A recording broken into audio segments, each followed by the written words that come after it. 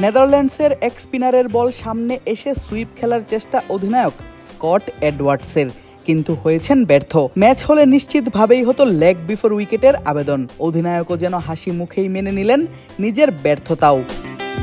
যেই স্পিনারের বলে বিট হয়েছেন নেদারল্যান্ডসের অধিনায়ক, তিনি আরিয়ান দত্ত। নাম ভারতীয়, তার বাবা মায়ের বাড়িও সেই ভারতের পাঞ্জাবেই। তবে ৮০-র দশকে ভারত ছেড়ে নেদারল্যান্ডস পাড়ি জমান তার বাবা মা, ফলে আরিয়ানের জন্ম এবং বেড়ে ওঠা সেই ইউরোপের দেশেই। আর ক্রিকেটের প্রতি তার ভালো লাগাটা আসে ২০১১ বিশ্বকাপ দেখে, আর সেটির পরই ভারতে এসে শুরু করেন নিজের ক্রিকেট শিক্ষা। ২০২১ সালে অনূর্ধ্ব ১৯ বিশ্বকাপের কোয়ালিফায়ারে আরিয়ান প্রতিনিধিত্ব করেন ডাচদের। সেই ২০২১-এর এপ্রিলেই তার অভিষেক হয় জাতীয় দলের জার্সিতে। পেসার হিসেবে ক্রিকেটটা শুরু করলেও আরিয়ান করেন ডান হাতে স্পিন বল, আর বাংলাদেশকে প্রতিপক্ষ হিসেবে পেলেই যেন জ্বলে ওঠেন এই স্পিনার। সর্বশেষ ২০২৪ টি-20 বিশ্বকাপের কথাই ধরা যাক।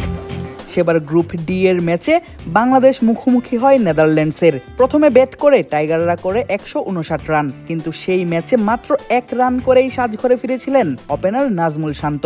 বিক্রমজিৎ সিং এর হাতে ক্যাচ দিয়ে শান্ত ফেরেন এই আরিয়ানের বলেই। শুধু তাই নয়, তিনে নামা ব্যাটার লিটন দাসও করতে পেরেছিলেন মাত্র ১ রান। শান্তর মতো লিটনও আউট হয়েছিলেন এই স্পিনারের বলে ক্যাচ আউট হয়ে। সেই ম্যাচে ৪ ওভার বল করে আরিয়ান দিয়েছিলেন মাত্র ১৭ রান। ২ উইকেট নেয়ার পাশাপাশি দিয়েছিলেন ১২টি ডট বল। বুঝাই যাচ্ছিল তার বল খেলতে বেশ কষ্ট হয়েছিল টাইগার ব্যাটারদের।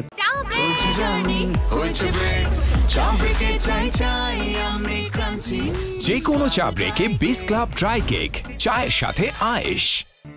এমনকি ২০২৩ ওডিআই বিশ্বকাপেও বাংলাদেশের বিপক্ষে ১০ ওভার বল করেছিলেন এই ডানহাতি স্পিনার। দিয়েছিলেন ১০ ওভারে মাত্র ২৬ রান, ফিরিয়েছিলেন মাত্র ৩ রান করা ওপেনার লিটন দাসকে। ছিলেন দলের সবথেকে কম খরচে বোলার। এবারও সিলেটে বাংলাদেশের বিপক্ষে ভয়ঙ্কর হয়ে উঠতে পারেন এই স্পিনার। বিশেষ করে বাংলাদেশের টপ অর্ডার ব্যাটারদের চিন্তার কারণ হতে পারেন। আলাদা করে বলতে গেলে লিটন দাসকে আবারও আউট করে ধরে রাখতে পারেন নিজের ধারাবাহিকতা, কেননা আরিয়ান বল করে থাকেন পাওয়ার প্লের ওভারগুলোতেই। দেখা গেল ডাচদের প্রধান কোচ রায়ান কুকের সঙ্গে সাজাচ্ছেন ম্যাচের আগের দিন নিজের পরিকল্পনা।